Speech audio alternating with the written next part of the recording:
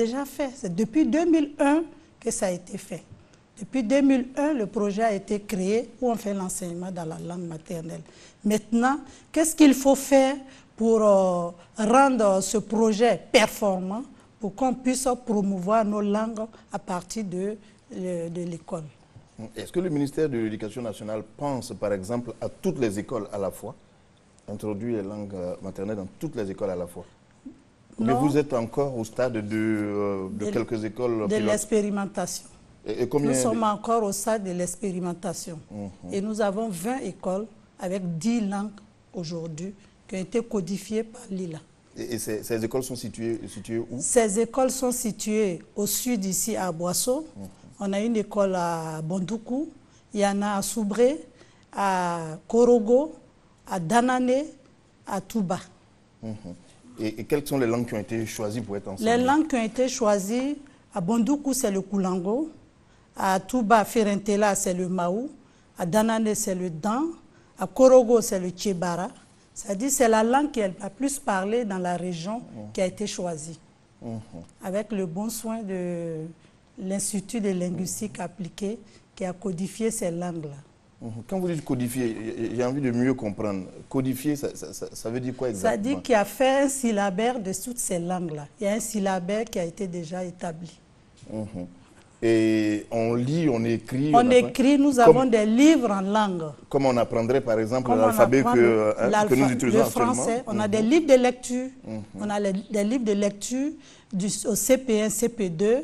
Et à partir du CE1, comme je le disais tantôt, à partir du CE1, le pourcentage de la langue maternelle est le même que la langue française. C'est-à-dire, à partir du préscolaire, c'est 100% en langue. On fait l'apprentissage à 100% en langue. CP1, c'est 90% langue. CP2, c'est 80% langue. Et à partir du CE1, le français prend le dessus. C'est progressif. Voilà. C'est progressif, voilà, comme je vous le disais tout à l'heure. D'accord. Monsieur Kwasi Adoua, c'est pareil avec l'académie? Oui, au niveau de l'académie, il faut dire que, comme le disait le professeur Jérémy Kouadio, l'académie est venue pour sortir nos langues de leur folklorisation. Autrement dit, pour les sortir des tiroirs. Parce que quand vous allez à l'académie, les livres sont exposés, nous menons des actions, aussi bien à Transuya, à Boaké. Et tout à l'heure, madame a dit que les langues sont introduites. Peut-être ce qui fait que les gens ne perçoivent pas bien, c'est que le programme tel qu'il est présenté ne recherche que l'assimilation des connaissances classiques à travers nos langues. Donc en ce moment-là, nos langues servent de faire valoir ce que nous, à l'Académie, nous ne voulons pas. Mais concernant les dispositions à prendre, comme vous l'avez demandé tout à l'heure, je voudrais les situer à 3 niveaux. D'abord, au niveau des parents, au niveau des collectivités et au niveau de l'État. Au niveau des parents, je pense qu'ils doivent prendre conscience que la langue de leurs enfants, c'est leur identité, leur fierté. Donc, ils doivent la pratiquer à la maison. Et deuxièmement, ils ne doivent pas hésiter à organiser ou à recruter des personnes, à contacter des personnes pour donner à leurs enfants des cours à domicile, comme on a déjà commencé à le faire à l'académie. Au niveau des collectivités, les populations ont élu des personnes pour diriger leur destin. Or, nous savons que la langue, en tout cas pour nous, est la mère de tout développement. Donc, il faudrait qu'on puisse créer des écoles, appuyer donc le gouvernement dans les écoles bilingues au niveau régional et créer des centres d'alphabétisation et de formation d'alphabétiseurs bilingues. Parce que ce ne sont pas seulement les élèves ou les enfants qui doivent être alphabétisés, mais aussi les adultes qui ont besoin. Parce que vous savez qu'il y a plus de 62% d'analphabètes en Côte d'Ivoire. Alors, si une partie n'est informée de tout ce qui se passe au niveau de l'État, le président, il ne dort pas, il tourne, mais il y a beaucoup de populations qui ne savent même pas de quoi il est question. Et donc, il est important que cela soit fait. Au niveau étatique, je pense qu'il faut réactiver les dispositions au niveau de la Constitution, c'est-à-dire la loi portant sur l'enseignement. Deuxièmement, je pense qu'il faut donner des fonctions valorisantes. On a déjà commencé par l'école, mais au niveau des concours ou des points stratégiques, il faut introduire, imposer l'enseignement des langues. Parce que quoi qu'on dise, que M. Fofana soit d'accord ou pas, sans langue, il n'y a pas d'éducation et l'UNESCO est d'accord avec ça, eux-mêmes qui nous dirigent. Vous avez dit imposer? Ah non, imposer. Alena, par exemple, si vous êtes bêté, vous êtes xénophobe, parlez votre langue et il suffit de mettre en place les dispositions. Voilà, dispositions. Non, pour affirmer d'abord votre identité, votre fierté. Pour que on ne dise pas que vous ne vous considérez pas comme un mouton de Panurge. Vous ne pouvez pas suivre les autres comme ça. Et puis, en dernier point, je pense que le champ est tellement vaste que si nous ne prenons pas, nous ne créons, l'État ne crée pas une institution forte pour coordonner toutes ces activités, on aura des problèmes. C'est pour ça que nous suggérons vivement qu'une institution, ça peut être un secrétariat d'État, un ministère, et ce ne serait pas la première fois. Si vous prenez le Niger, le Burkina, le Mali, la Guinée, qu'est-ce que j'ai encore, il y a toujours des ministères chargés de l'alphabétisation, des langues maternelles, pour, en tout cas, valoriser la culture locale. Sinon, nous allons toujours rester avilis, comme on appelle ça, des esclaves. Ça, il faut le dire. D'accord. Voilà. Oui, Mme Diaby, oui. Tout à l'heure, en parlant du projet École intégrée, il a dit que, si j'ai bien compris, nous focalisons notre intérêt sur les enfants. Il n'y a pas que seulement les enfants que nous prenons en compte. Le volet andragogique fait partie aussi du projet École intégrée, où en milieu rural, on s'est rendu compte que les enfants n'avaient pas de répétiteurs. Qu'est-ce qu'il faut faire? Il faut alphabétiser les parents pour leur permettre de suivre le cursus scolaire des enfants. Et en même temps qu'ils prennent des cours en langue maternelle, ça permet à ces parents-là aussi de faire leurs activités internes à partir de la langue maternelle. Donc, il y a aussi ce volet qui existe au projet École intégrée. C'est le volet pédagogique, mais il y a également le volet andragogique et même encore le volet agro-pastoral qui fait la pro-professionnalisation des enfants. C'est-à-dire les enfants apprennent la culture, l'élevage, ça dépend des produits que nous trouvons dans certaines régions. Donc, ce n'est pas seulement sur ce volet pédagogique que nous réagissons. Également, il y a d'autres composantes qui font le projet École intégrée. Alors, comment sauvegarder nos langues, M. Yaouidou? Je voudrais commencer par dire que malheureusement, notre continent est le seul continent où aujourd'hui, le grand-père ou la grand-mère ne peuvent pas aider leur petit-fils à faire leurs devoirs. Dans les autres continents, quand le petit-fils va en vacances chez son grand-père, il prend ses cahiers et il travaille avec lui. En Afrique, le petit-fils est allé à l'école dans une langue que le grand-père ne comprend pas. Et il n'y a aucune possibilité pour lui de l'aider. Et c'est important que nous comprenions que les parents qui constituent une grande richesse, malheureusement dans nos systèmes éducatifs, la richesse que ces parents ont n'est pas exploitée à des fins pédagogiques. C'est-à-dire tout le savoir, toutes les compétences de nos parents ne servent à rien quand nous allons à l'école, parce qu'ils ne peuvent pas nous aider, parce qu'il y a la barrière linguistique. Et il est important que, c'est une des raisons pour lesquelles nous pensons qu'il faut valoriser les langues nationales et les promouvoir à l'école, pour permettre justement la construction d'un savoir dans lequel le parent contribue.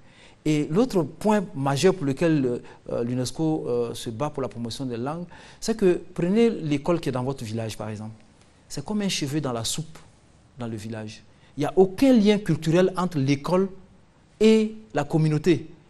Déjà, souvent, les murs sont dans du matériau qui est différent de la construction. Bon, ça, ce n'est pas le plus grave. Mais en même temps, il n'y a aucune possibilité. La langue qui doit être le trait d'union entre la communauté et l'école n'existe pas. Au point que les parents se retrouvent totalement inutiles, comme des spectateurs, dans le processus de formation de leurs enfants sous leurs yeux. Ça doit changer. Et c'est grâce à la langue qu'on peut arriver à changer cela. C'est pour cela que l'UNESCO se bat aux côtés d'autres partenaires pour promouvoir les langues. Et vous savez, il y a eu une expérience de l'OIF, qu'on appelle un projet qui s'appelle ELAN, École et langue nationale en Afrique. Vous savez, souvent, il y a certaines personnes qui pensent que les langues africaines font concurrence au français ou à l'anglais. Non. Le projet ELAN, soutenu donc par la coopération française, montre la promotion des langues. Parce que toutes les expériences ont démontré que les enfants, quand ils commencent l'école dans leur langue, ils apprennent plus vite toutes les autres matières, y compris le français. Donc la langue, c'est un moyen d'accélération de l'apprentissage sur l'enfant. Et en même temps, en culture, on y trouve un avantage, ça retient, ça sous-tend le cordon ombilical culturel de l'enfant avec sa société. Et donc, il y a non seulement à côté des avantages psychopédagogiques qu'il y a à tirer de la langue comme médium d'enseignement à l'école, il y a tous les avantages culturels, les avantages en matière d'identité des enfants et tous les autres avantages qu'il y a à tirer dans la promotion des langues. C'est pour cela que l'UNESCO se bat aux côtés des pays pour que chaque pays puisse se doter, ça c'est le premier élément d'une politique linguistique claire qui montre la place des langues dans le système éducatif, administratif, etc.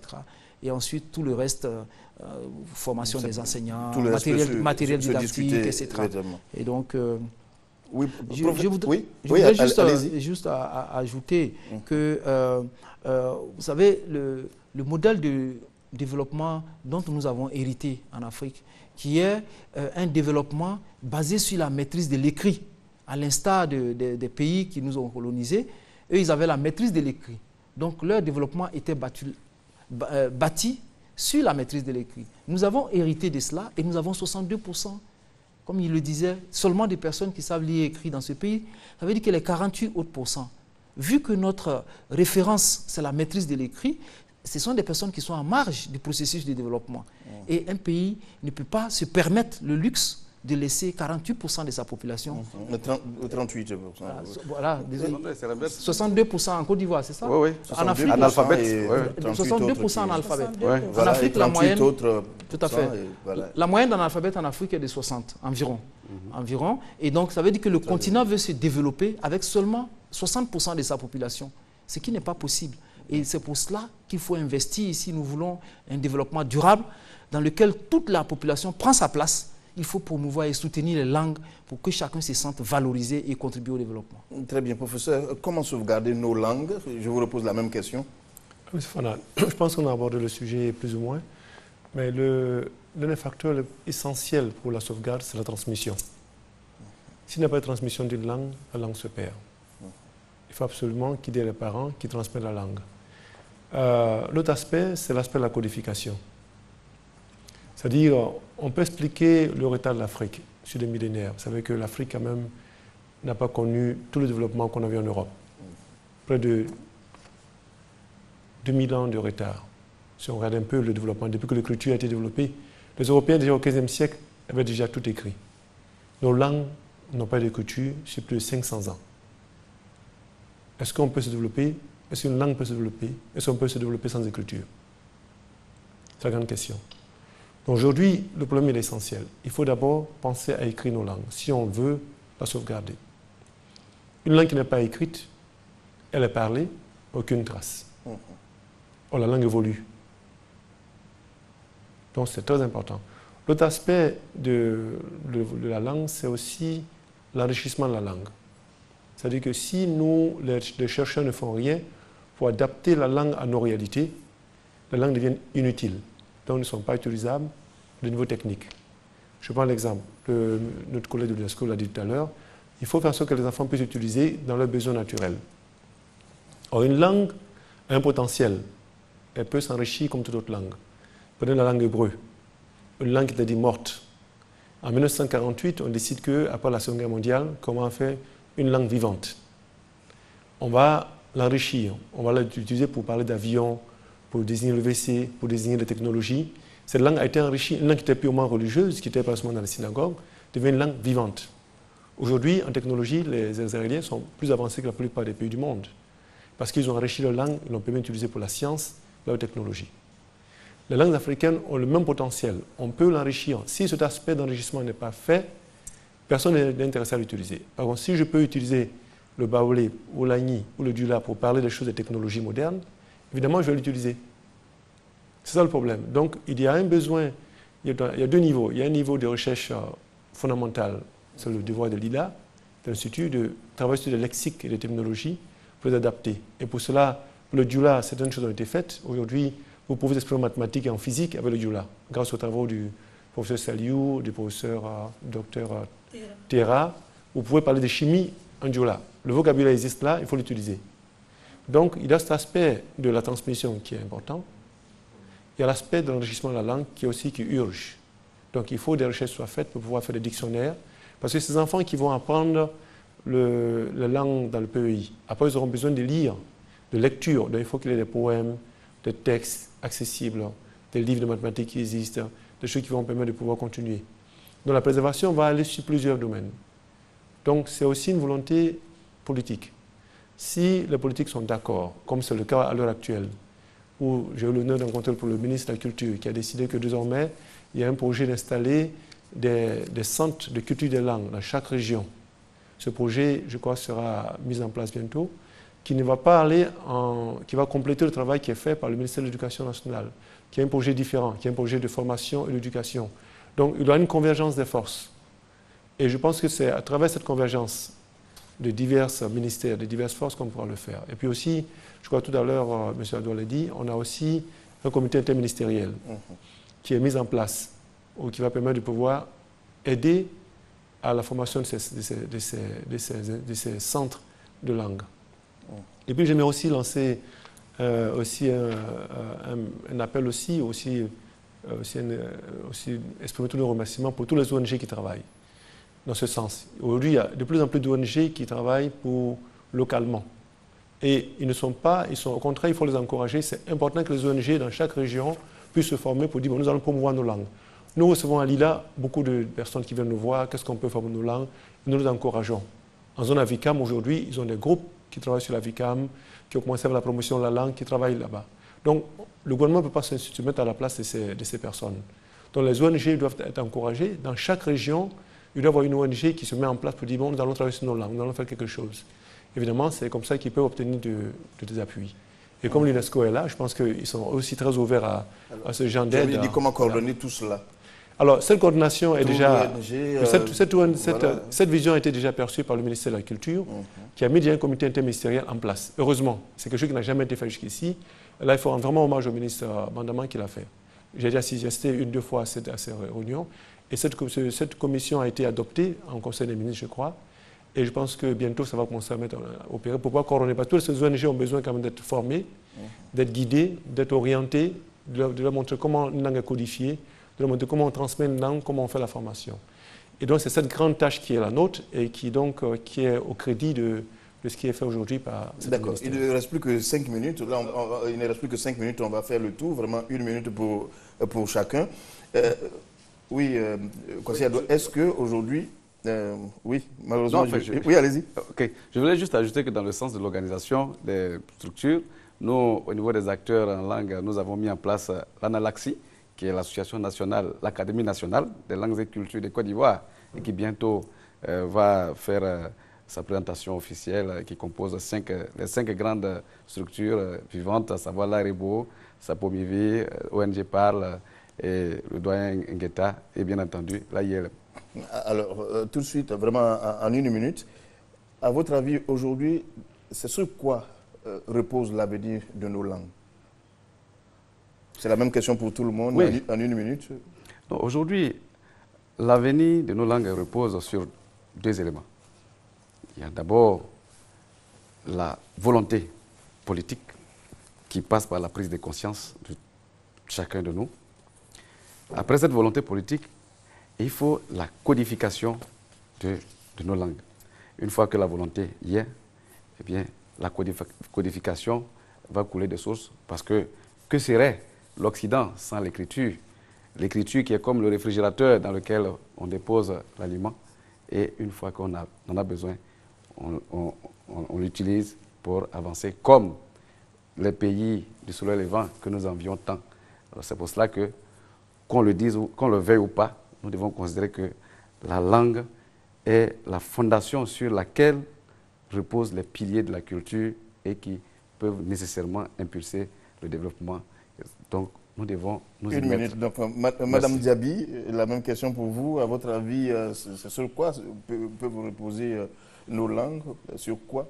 Quel avenir? L'avenir de nos langues repose sur l'écriture. Comme l'a dit tout à l'heure le professeur Awa, il faut écrire nos langues et enseigner ces langues-là à nos enfants. Et on a commencé à écrire nos langues. On a commencé à écrire nos langues. Nous avons des ouvrages en langue, dans la langue Koulango, etc. Toutes les langues qui sont utilisées au projet École intégrée ont été écrites avec la collaboration de Lila. Et donc bientôt nos langues seront exportables, professeur? Des journaux aussi. Parce qu'il faut encourager. Comme au Mali, il y a des journaux en Bambara. Voilà. Je pense qu'aujourd'hui, nous sommes vraiment heureux d'avoir un peu plus de journaux. Je pense que ces associations qui travaillent sur la langue devraient plutôt mettre rapidement des journaux sur place pour que les gens puissent être informés. Imaginez un peu la force politique d'avoir des journaux en langue. Les personnes que vous pouvez toucher avec des messages écrits dans la langue locale et que les gens puissent lire. En tout cas, ça va nous faire plaisir de présenter ces journaux-là à langue. Monsieur Yaoui Ido. Donc l'avenir, comme vous le dites, l'avenir ne sera assuré qu'à deux conditions majeures, hein, outre ce que les collègues ont déjà dit. D'abord par l'éducation, donc la nécessité d'aller vers l'utilisation des langues comme médium d'enseignement-apprentissage dans les systèmes éducatifs en Afrique, notamment ce qui concerne les premières années d'apprentissage. Et deuxièmement, la dynamisation de nos langues à travers des recherches pour pouvoir utiliser ces langues, notamment dans les réseaux sociaux. Vous savez, aujourd'hui, toute la jeunesse va vers l'informatique.